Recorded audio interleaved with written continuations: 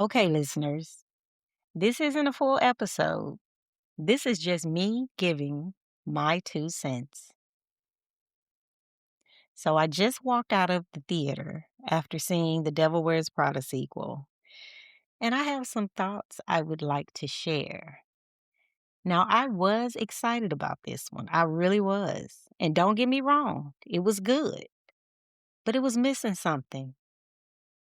And I didn't realize what it was until I found myself sitting there waiting.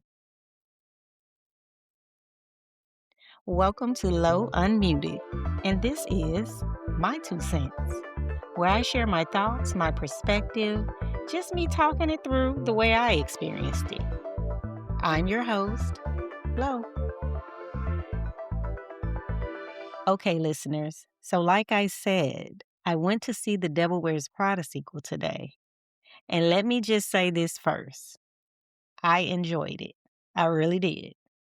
I was seated, I was locked in, watching the fashion, the dinners, the runway, the clicks of the paparazzi cameras, the blue carpet moments, Milan, all of it. I was there for the experience of it. But the entire time I was watching, I found myself waiting. Not for a plot twist, not for a dramatic moment. I was waiting for a presence.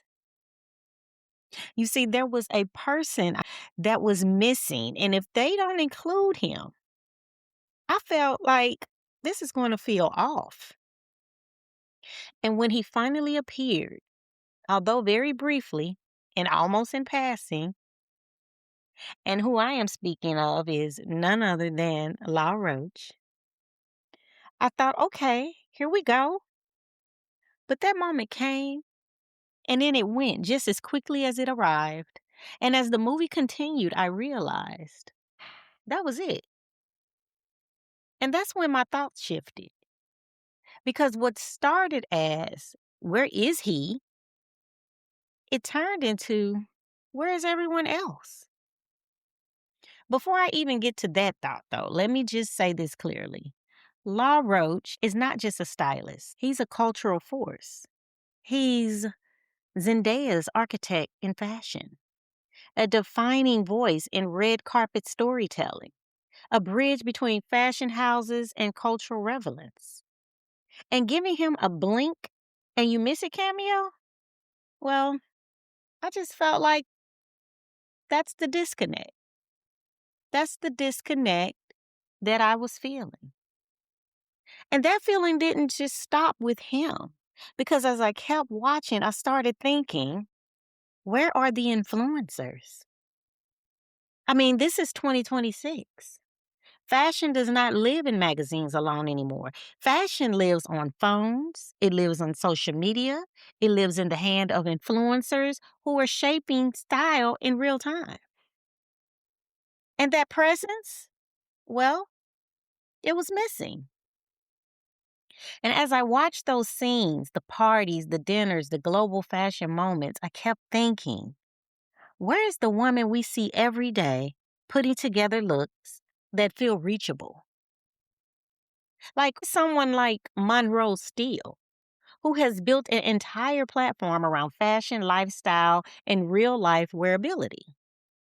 Because let's be honest, a lot of women today are not waiting on the magazine spread to tell them what to wear. They're scrolling, they're watching, they're saving looks. They're being influenced by women who feel like them.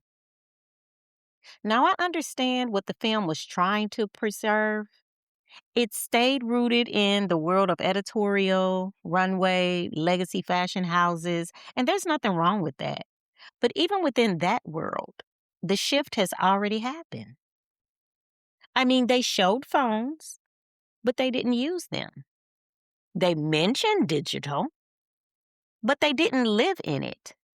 There were no real scenes on social presence, no online influence, no acknowledgement of the power of visibility in today's culture.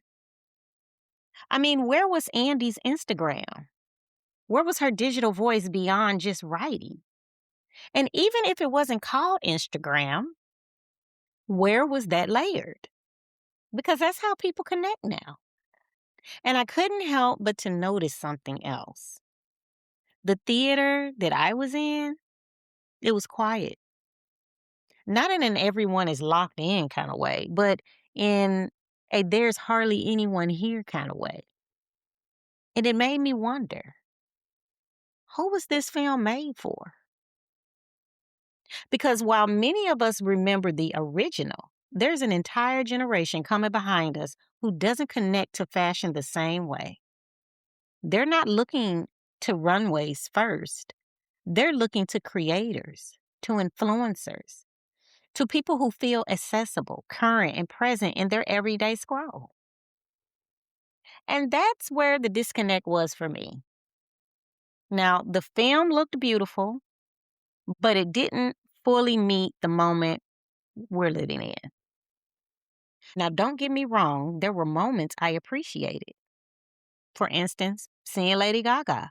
Loved it. That felt current, that felt intentional. But when it came to the full picture, it felt like the film paused somewhere between the past, present, and never fully stepped into the now. And maybe that's why the brief moment with La Roche stood out to me so much. Because he represents now. And not just him, an entire shift in how fashion is seen, shared, and experienced. So for me, the movie didn't miss because it lacked fashion. It missed because it didn't fully embrace where fashion lives right now today. And maybe it's just me, but I'd actually love to hear what you thought. Did you see something I didn't? I mean, am I off on this? Let's talk about that in the comments. Anyway, that's just my 2 cents. Meet me back here next Wednesday, and remember to stay unmuted.